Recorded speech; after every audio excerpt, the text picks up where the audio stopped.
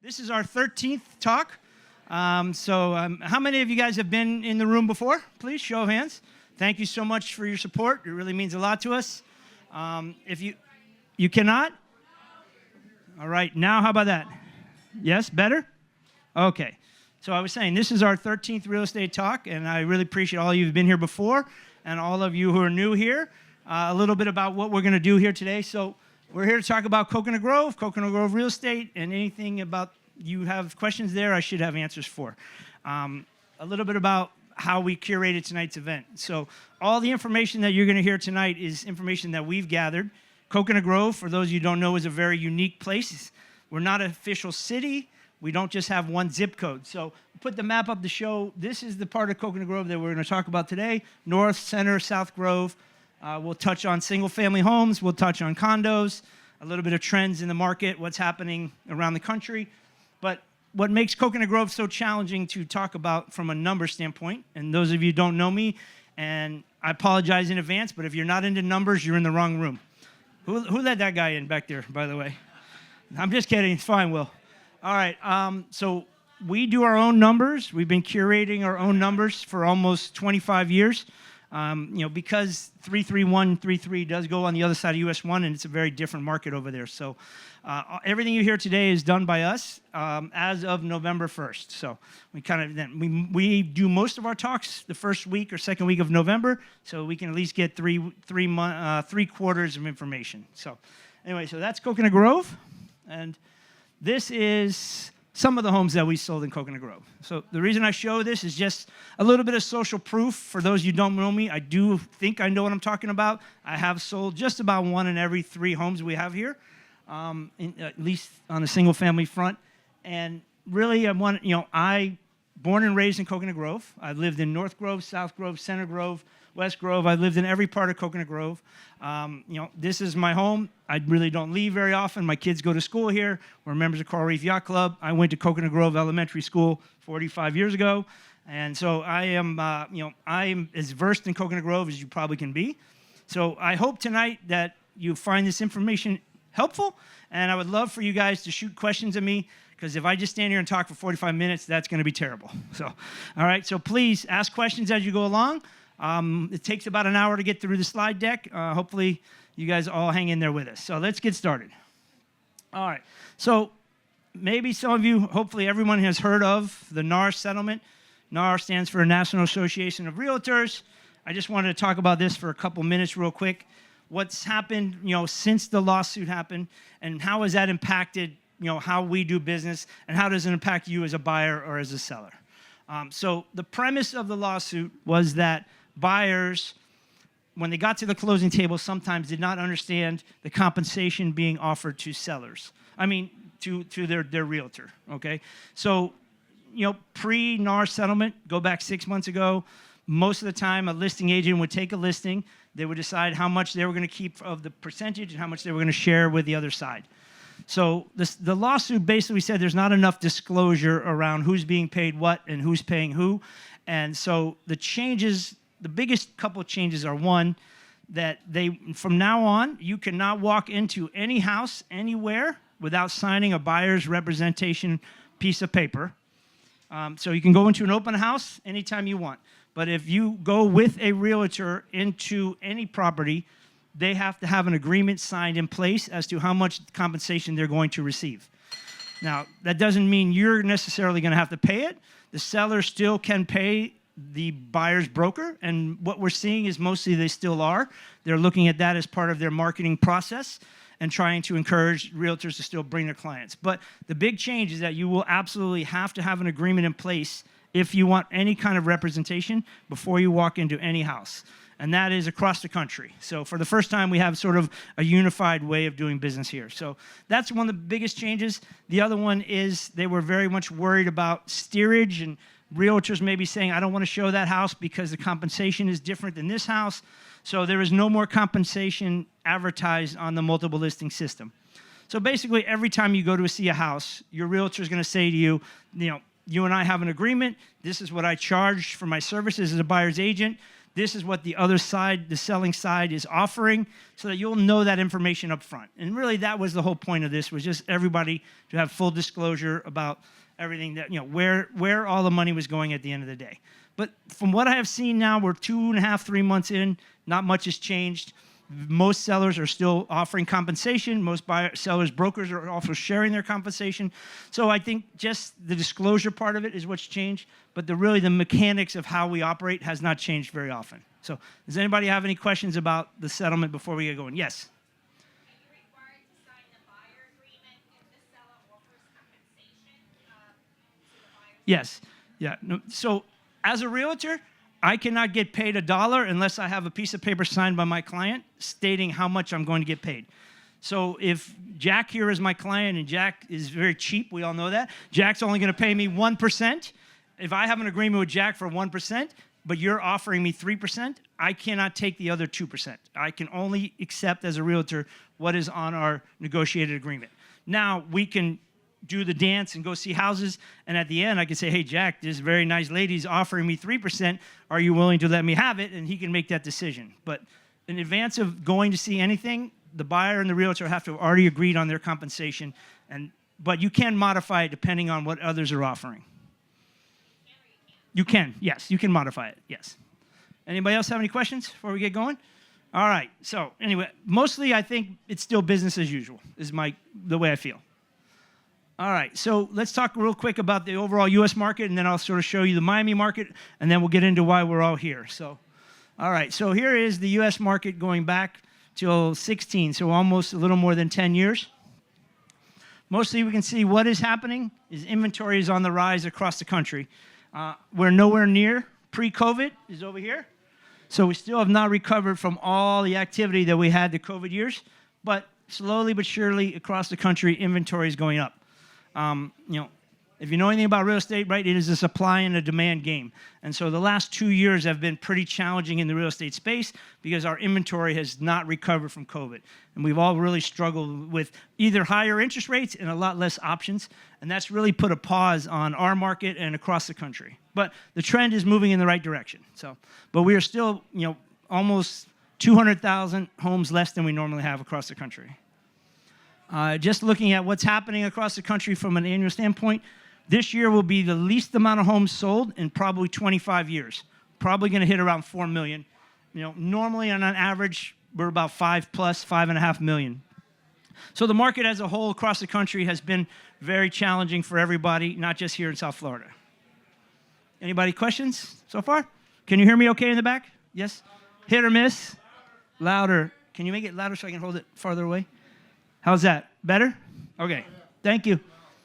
All right. So let's look at Miami-Dade real quick. A very similar chart to what we just saw. Again, inventory is starting to rise in the single-family market. But again, we're still nowhere near, we're probably about 1,000 homes light from where we were pre-COVID. And you'll see the next slide sort of what happened there. Pending sales kind of bouncing along pretty steady over the years.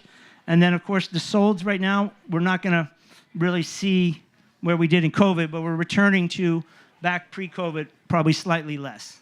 So, whoop, you find a chair? There's one there. Is there? Thank you, guys. All right. So, last one on Dade County. So here we go in Dade County. This is condos. Again, condos are rising up. They're actually rising faster than homes. So the condo market is definitely getting more inventory. And a lot of that is due to new development coming online. A lot of that is due to a lot of the older buildings having a lot of financial stresses now with all the new rules around insurance and funding and everything else. So we are seeing more condos come on the market and stay on the market a little bit longer. And also we're seeing condo sales going in the wrong direction. So that's in Miami-Dade. All right, so we're going to talk about the single-family market. We'll talk about the townhouse market, the condo market, a little bit of land, a little bit of new construction. Please raise your hand and ask questions as we go. Makes this a lot more fun for all of us. All right, single-family market. So this is a snapshot in time as of November 1st. This is what we currently had available to us. So we had 71 homes on the market. Bear in mind, there are roughly 4,000 homes in Coconut Grove. So this number is very, very, very low. Of the 71, there also was 10 under contract. This is where it's really crazy. The average price in Coconut Grove right now, $7.6 million. So I'm going to show you in a second. The next slide. But what's crazy about this is the median price is 4.2 million. So right now, Coconut Grove is such a unique market, even in the single-family market, right? We have the very small houses on the small lots, and as of today, we have a mansion in Anchorage for $136 million, and we have the smallest, least expensive property right now is about 1.5 million, and we have everything in between. But you'll see throughout the next few slides how we're trending in an upward direction in our pricing. So the median is about 4.3. Right, we're just under 7, well, right at 7.6, and then this is the average asking price right here, average list price. So the average median, if you can't see it, is about 1.2. The average ask is about 1.7. So remember that when I show you the next slide. All right, so here is our inventory historically. This is all snapshot in time. We roughly do this every November, so pretty much every November, this is where we were. Obviously, pre-COVID was here. If you go back even to like 2008, 9, 10, 11, when we were looking at almost 250 houses for sale. So we're a long way from that, and we're still about 50% off of what is our current. Yes? How do you see this number increasing? Because you say that's very right. low inventory, but how do you see this can be increased? So the question is, how do I see the inventory in the single-family market increasing? So a couple things. There is a sort of an arms race of developers to bring new property, so there will be some new development, and we'll talk about that in a little bit later. I think the new development will help. I also think that for a very long time, people were married to their interest rate, right? If you refinance at 2-3%, if you wanted to downsize, it would probably, unless you were leaving the state, you were going to spend more money on your new house than you were on your current house with the interest rate situation. But every day that goes by, people get tired of waiting. The rates are not coming back down. That's pretty obvious. They've actually gone in the wrong direction. So I think we're going to see people say, I'm tired of waiting for the rates. I'm going to capitulate. I'm going to go ahead and make the move. So I think we'll see some of that. I think we'll see, as prices keep increasing, more people will take advantage of that.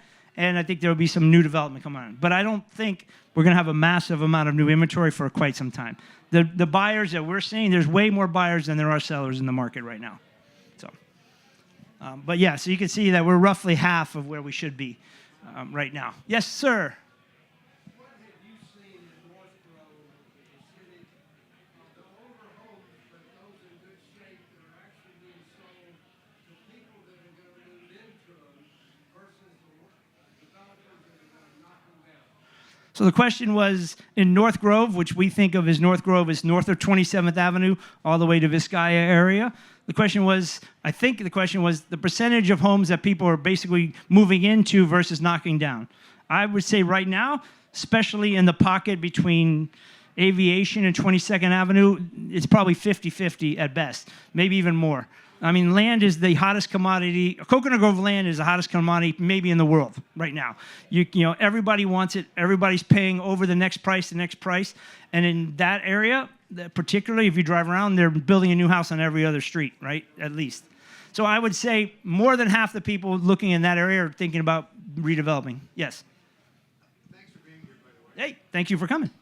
And my question is, what impact does new construction have on resale? So question is, You're saying the advantage of the future is new development. Yeah. But if we're selling Right. an old house, how Yeah. does that So the question is, how does new construction impact everybody else, right?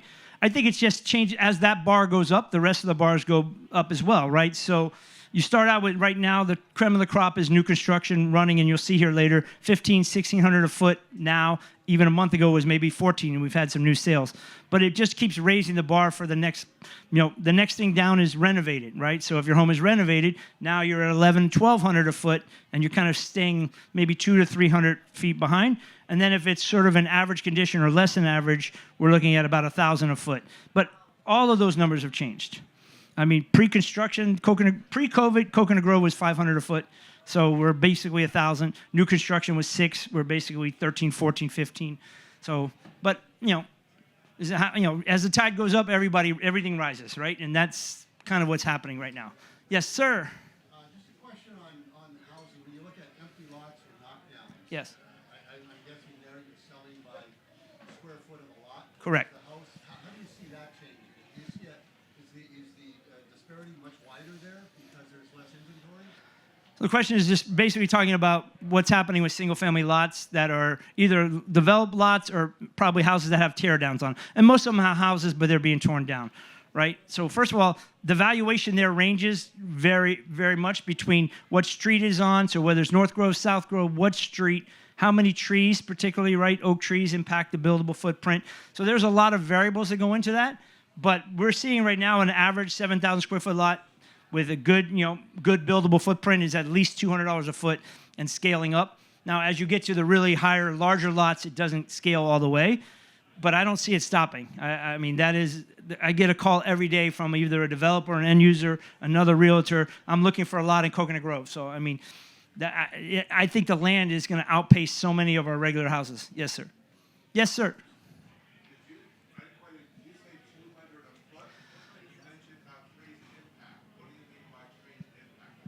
Okay, so trees, right? In Coconut Grove, we love trees more than we love people, right? Just in case you didn't get that memo. All right, so if you're thinking about building, make sure there's no oak tree in the middle of your property. So anyway, oak trees or any major canopy trees, the cost to either mitigate them or build around them, they absorb, some of your buildable square footage. So if you have a lot with 5 oak trees, that's not nearly as valuable as a lot that has no oak trees in it, unless they're on the perimeter. So that's part of it. It also depends on the street, right? Some streets are more valuable than others, just like anything else. So, yes, Lily. Suggest to re-verify 200 square foot for an empty lot or a knockdown house. Minimum. Minimum. Yeah. What is the ethnic mix of people coming to Coconut Grove? Look around. Right here. Everywhere. Everything and everybody, but, yeah. Rich, as he puts it up here, and getting richer by the minute, right? Unfortunately, but I think, but I think actually that is probably true. The diversity has changed on the economic side. It probably, certainly Coconut Grove has changed since I was a kid 55 years ago growing up. But I think really the major difference is just the economics. Yes, sir. What percentage of your sales are financed and what are cash? What percentage of my sales are finance versus cash? We're probably 65-35 in the Grove, I would guess. Any land sale, pretty much any new construction, it's either a cash deal. They may put some debt on it after, but they're making cash offers. All the land sales are cash because the bank won't finance it. And there's still, with this interest rate at this price, if you have the cash, it's not as attractive as it used to be to put debt on it. So it's probably around 65%. Yes, sir. During COVID, it was my opinion that a lot of people were from other states. New York, yes. I've also now understood that there's a great exodus out of Florida, leaving the state for various reasons. Yeah. Is that true in the Grove? No, it's definitely not true in the Grove. I think the exodus out of the state of Florida that you're talking about, and I've heard those numbers, is because Florida has become not so affordable, right? But the people in the Grove, mostly that have moved here, don't have that problem. We haven't seen a ton of COVID, transplants say, I want to get out of here. Now, maybe if a Category 5 comes in next year, hopefully it doesn't happen, but maybe that happens. But no, the exodus out of the Grove has been very minimal. Most of the people that I put in homes, and I know others that have loved living here, have told their friends to come, and I think that is going to continue. Yes, sir. So following up on those 2 last questions, the mix of people coming in, are you still seeing a high mix for people coming in from the Northeast? Yeah. From New York, Chicago, into the Grove, or are we seeing Europeans and Latin Americans? I don't see nearly as so my 25 years of doing real estate, the first 20 years, Miami was built on South America migration, right? Depending on which country had what problem at what time they were coming here, that's completely halted. And we don't see nearly the numbers of that. Right now, the demographics are definitely, much more big city United States people coming. New York and Chicago, a lot more LA people coming actually. So, and San Fran people, we've seen big city migration here. Not very much European, not very much South American, at least in Coconut Grove. Yes, sir.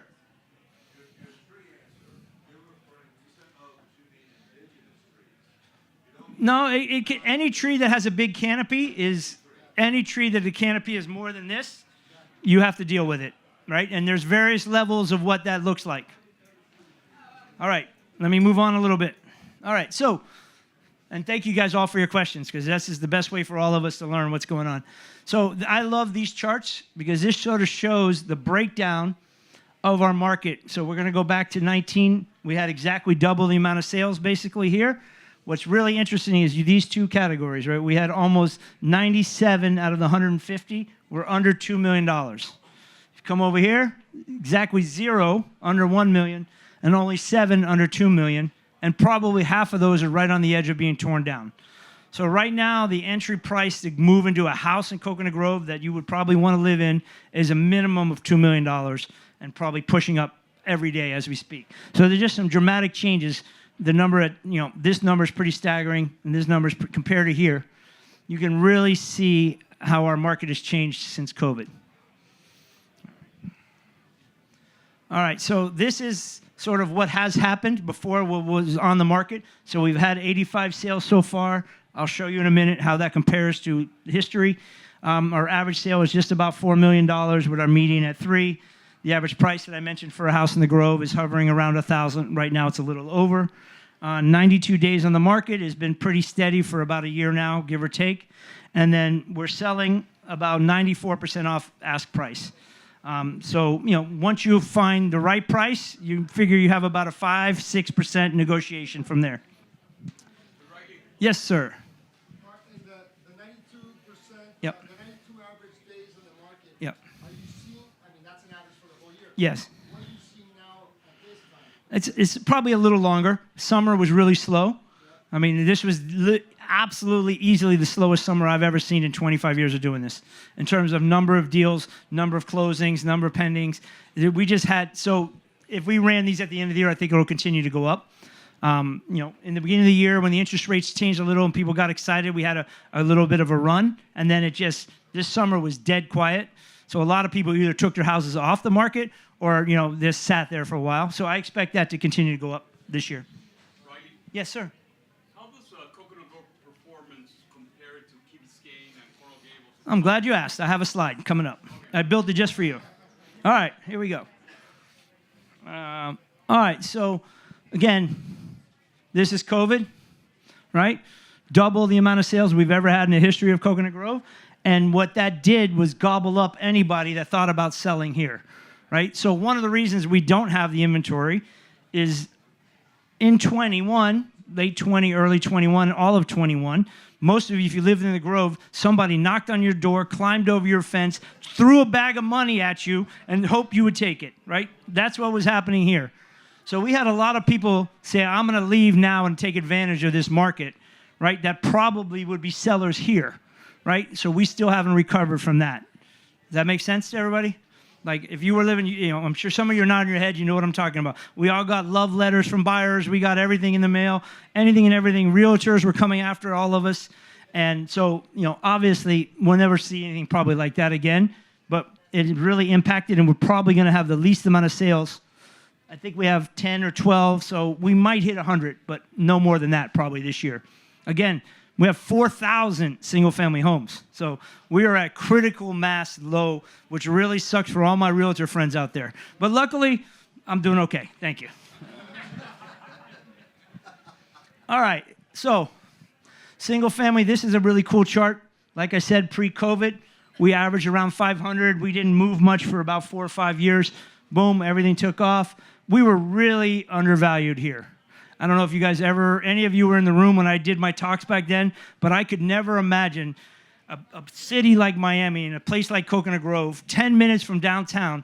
We're the only suburb in the entire world that was selling at $500 a foot, right? So the fact that we're at 1,000 is not shocking. If you look at the United States, you look at London, Paris, Tokyo, anywhere else, you can't be 5 minutes from downtown for less than 2,000 a foot. So we probably have room to grow. And really, I think part of what we're seeing here is our little town of Coconut Grove and its location to downtown, and downtown and Brickell having a resurgence and people coming back in. And now, my parents bought in 1968 in North Grove to be home in 10 minutes. You can still be home in 10, 15 minutes if you're in North Grove. And I think North Grove especially has benefited from this rise that we've seen going back to Brickell and the buyers not wanting to commute an hour and a half from Pinecrest, right? So anyways, but that's a pretty incredible jump, almost 120, almost 130%. All right, here we go. So the average price, just to give you an idea, like I said, we're almost hitting $4 million on average. The chart kind of speaks for itself. I started way before here when you could buy a nice home for $500,000. So we've come a long way. Any questions? All right, one more look at my favorite chart.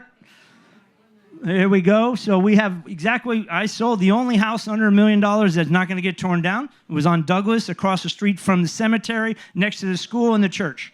So, all right, so that's what $1 million will get you right now. But I think those days are over. Right now, the rest of the stuff you see for $1 million is pretty much land value. Obviously, these numbers here are just so dramatically different than what we see over there. When 3/4 of our market was under $2 million, and now under $2 million is a tiny piece of our market. So, I mean, this chart really tells the story of what's happened here in the last few years. And then the last one I'd like to talk about, and I apologize now, it's a little complicated. You guys have everything in your packet, but I'd like to show what happens when an average house comes on the market. So looking at the 85 closed sales that we've had, on average, they started at $1,600 a foot, okay? And then they probably fired their first realtor because they couldn't sell it and lowered it another 10% to get here and then lowered it again. So what we're seeing is sellers are still having trouble understanding the market. They're still hoping for COVID pricing, and we're not quite there. Prices are not increasing like that. And we're seeing a lot of sellers test the market for a while.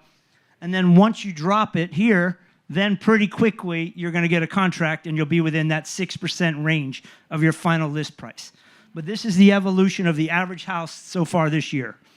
Very aspirational, back down to probably reality, right? Again, average across all price points. Is that Grove you're talking about, or is that City of Miami? Grove only. Everything from here on out is Coconut Grove. And here's the slide that I made just for you. So Key Biscayne is a whopping $1,800 a foot, and they are in the lead with a 33% increase since the last, going back just 1 year. Miami-Dade at 12. Coconut Grove is right here at 1,000. And so you can see, so just you can't see in the back, Key Biscayne, Coconut Grove, Coral Gables, Pinecrest, South Miami, and then all of Miami-Dade County.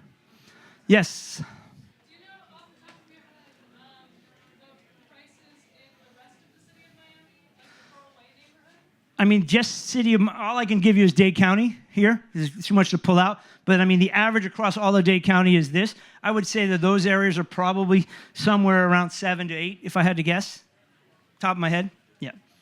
Anybody else? Questions? Awesome. Here we go. Key Biscayne is on fire. Yeah. All right. So new construction real quick. Yes. And to be clear, the prices are high in Key Biscayne, but is Key Biscayne moving the volume? I mean, not as many transactions probably as before, but it's still moving pretty well. And what's happened is, the rich are getting richer, right? The waterfront there has just gone insane. And that's what's really pushing our average price up here. I mean, Key Biscayne has 10 times more water than we have in Coconut Grove. So when we look at it, right, everybody thinks, oh, Coconut Grove has all this waterfront. We have a handful of homes on the water. But Key Biscayne, every other sale is on the water, whether it's on a canal or on the front. So water frontage is obviously way more desirable. So that's why you're seeing their number here. If you took the interior lots, they would be closer to us. Yeah. That's a good question. I didn't make the chart. I'll have to ask somebody. Miami Beach, also a part of Miami Beach, problem with Miami Beach is it's so massive and there's so many. To bifurcate every part of Miami Beach would be a real lot of work, to be honest. And we don't ever cross the bridge, so we don't go over there. They're all coming over here, by the way. Everybody lands in Miami Beach and ends up in Coconut Grove, so there you go. All right, so new construction.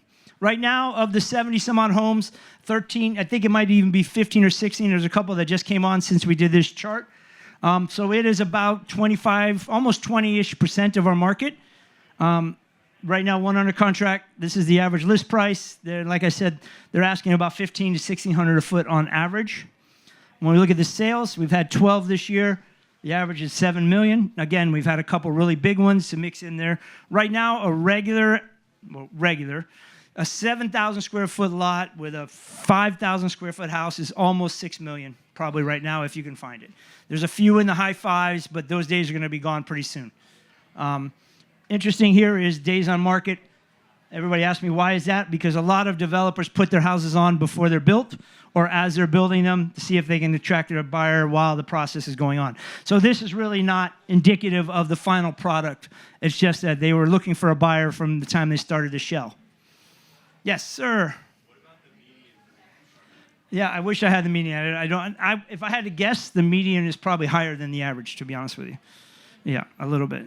It's probably, no, maybe 1,300, right around there, probably. Yes, Lily. So the asking price, the 93% sale price list. Yes. So the developer bought it for $1 million, sells it, is asking for 5.5 or 6, and it's going to sell below asking price this time. They're selling below asking price about 7% right now of the 12 that's sold. Again, it's developers tend, if they're in here, I apologize in advance, but they tend to be a little aspirational. They tend to fall in love with their product a little more than everybody else, and it takes a little bit of time. I mean, they did spend 2 years of their lives having this baby, and I understand it. And you know, if you're in the development world, you know what I'm talking about. It's really hard to build a house these days. So you know, but on average, yeah, they're about 7% off. So, but again, 2 years ago, what's $6 million now was $3 million. I mean, so they've seen an incredible rise. All right, townhouses. So when we talk about townhouses, we're talking about sort of right behind Coco Walk, all the way now. Townhouses are running all the way to Douglas, then running all the way to 27th Avenue and all the way to US 1. So this market has inventory challenges like we all do. 49 homes on the market, you can see if you want a contract. We're getting close to asking price, almost $2 million. And then here we're about 800 a foot. So we're about, and historically townhouses have always trailed single family homes because you don't get the land, you have a shared wall, you have some other things that don't quite, equal a house. But they're averaging about the same as they always have, about $200 to $300 a foot less than a single family home. Yes, sir. Are you also talking about people that have been here long enough to West Grove? Yes. Townhouses now are pushing all the way to Douglas. So we're including that. We did not always include that before because there wasn't much development there, but now certainly they can't build them fast enough in West Grove, yes. Yes, sir. Yeah, all ages. So even the old Mediterraneans, we're not including 2 bedrooms. We're just including the standard 3, 2.5 bath, but it does have all the other Mediterraneans and the new moderns. Massive. 30, 40%. Yeah. Okay, so yes.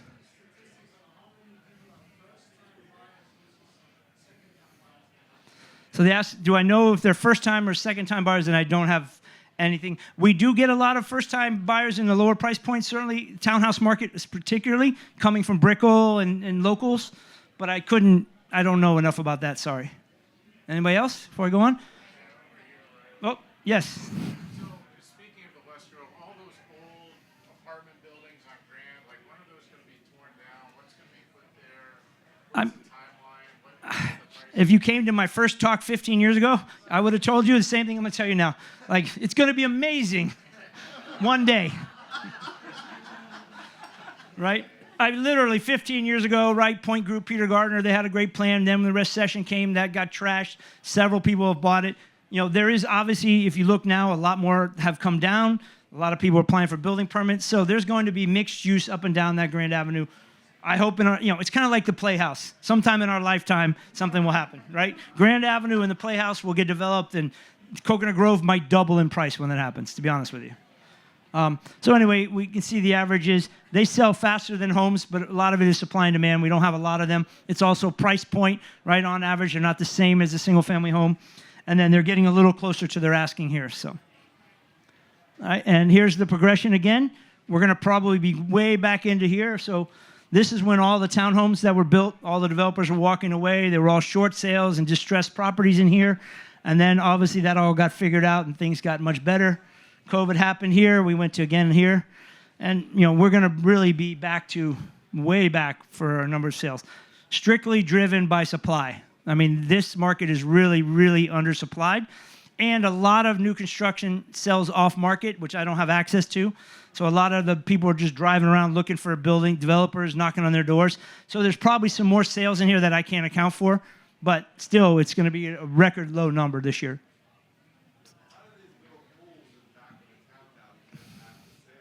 The little pool? I mean, it's the bathtubs, you mean? They're talking about those? Yeah.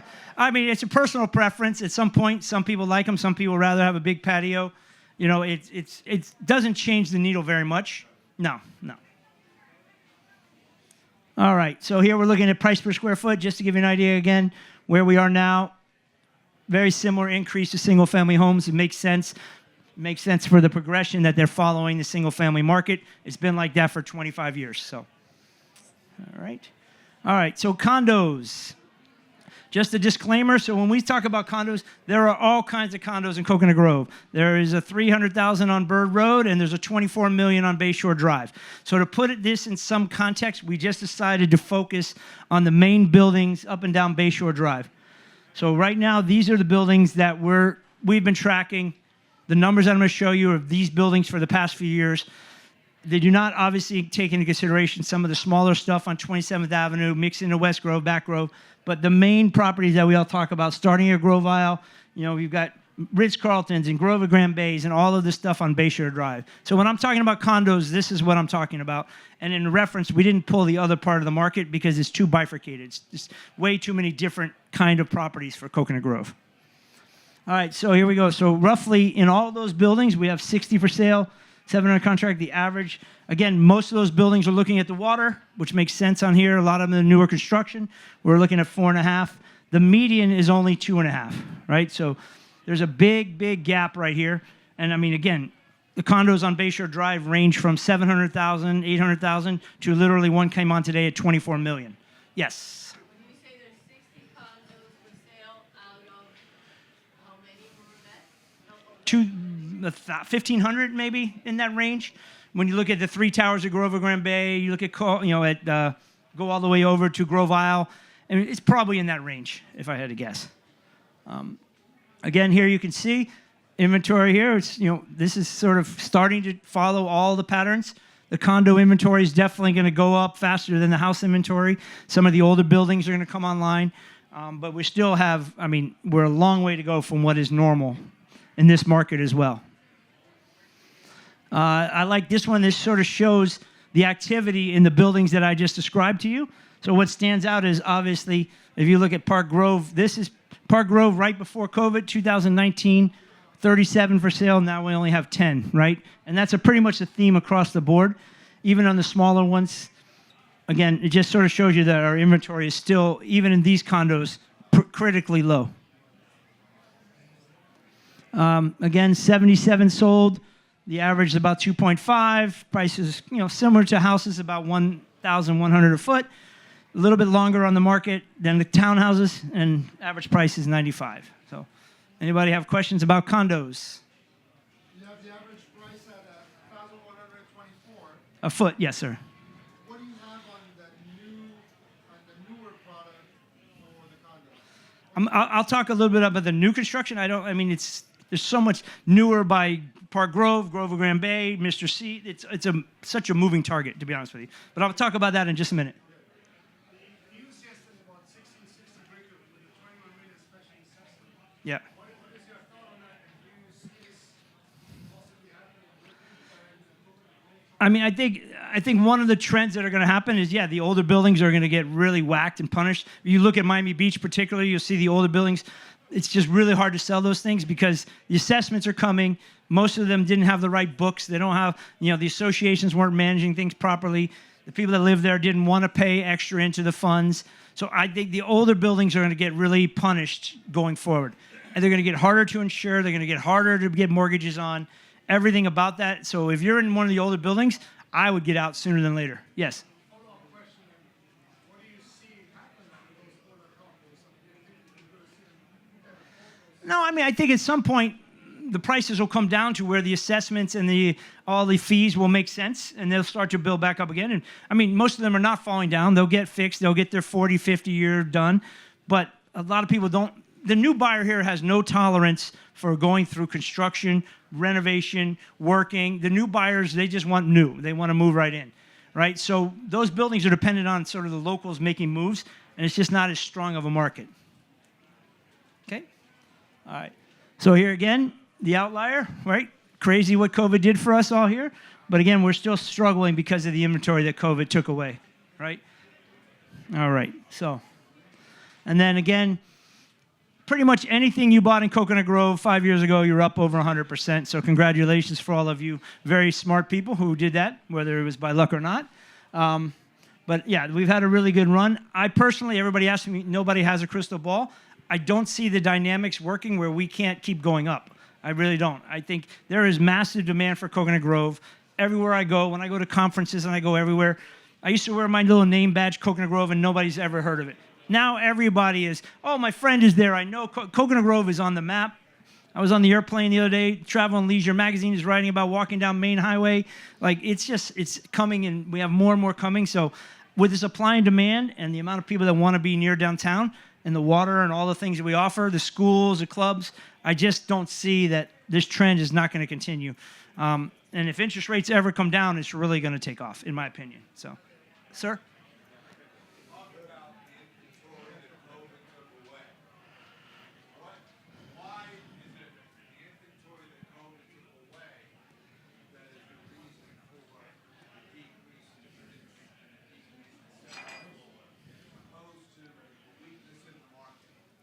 I mean, there is certainly a weakness in the market, but as I mentioned before, COVID just brought so many more buyers, and we didn't have, again, I think half of this, right, if we just go here, half these people weren't planning on selling, right? They literally got offers they couldn't refuse, and they would have sold sometime in the future, in my opinion, next 3 to 5 years. So that's part of it. It's not all of it. Some of it is also interest rate driven. Again, they're married to their rates. Some of it is, we have this mass amount of people that have come in who are not going to then put their properties on the market 3 years from now, right? If this was more spread out, they would be getting ready to come to market. The average cycle is about 5 years, 6 years. So the cycle got disrupted. That's what I see. I'm sorry? Yeah. Yes, that is correct. All right. So here's just a look at where the sales were. So again, during COVID, crazy numbers, 50 sales in Park Grove. Now we're only at 10 this year. Grove Isle, 44, we're at 14. So it's just, everything has come way back down to normal, whatever the new normal is. Yes? Yep.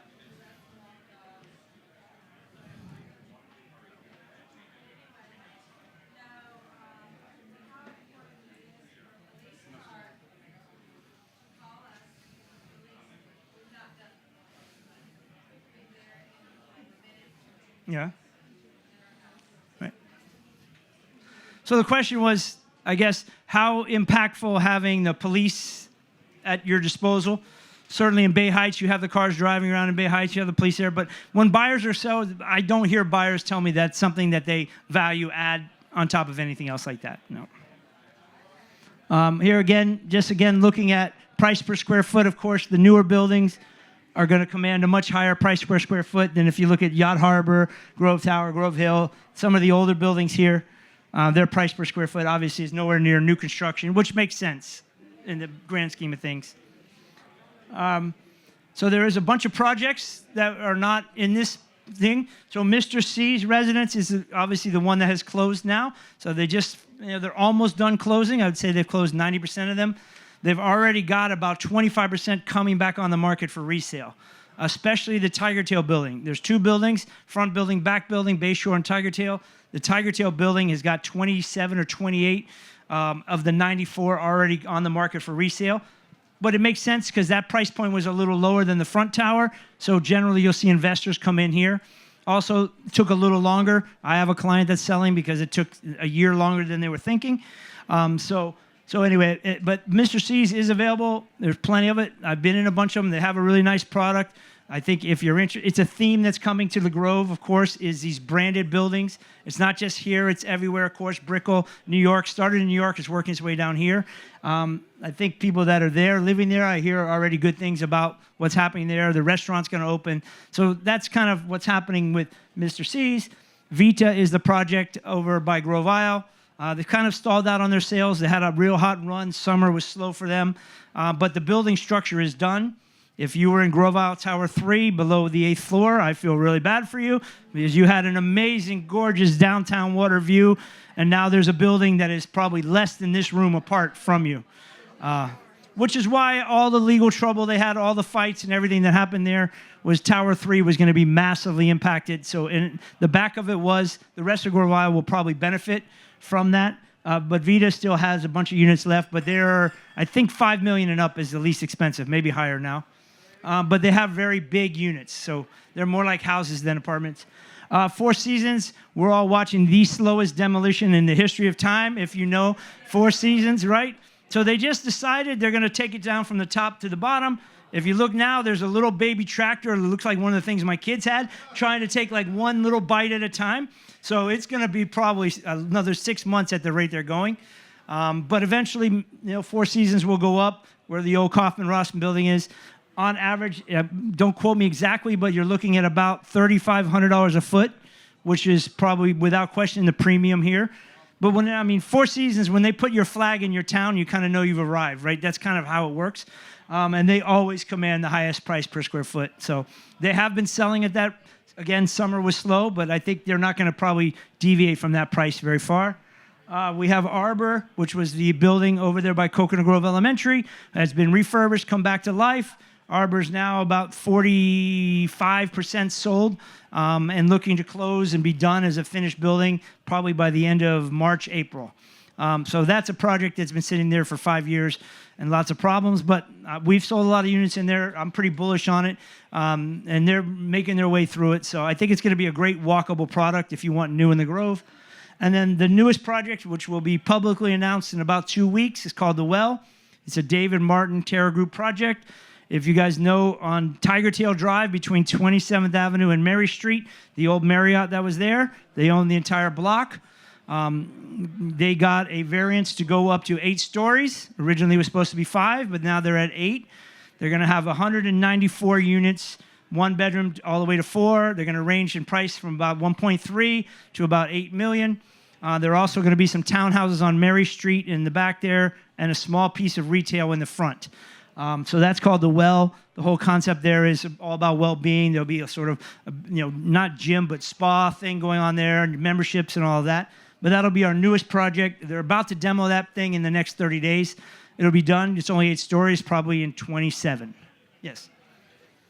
How far away do you think the Grove Cleaners project will be? I didn't get in time. I'm gonna actually get briefed by them next week. But the fact that they called me to start talking about it means it's probably gonna start happening sooner than later.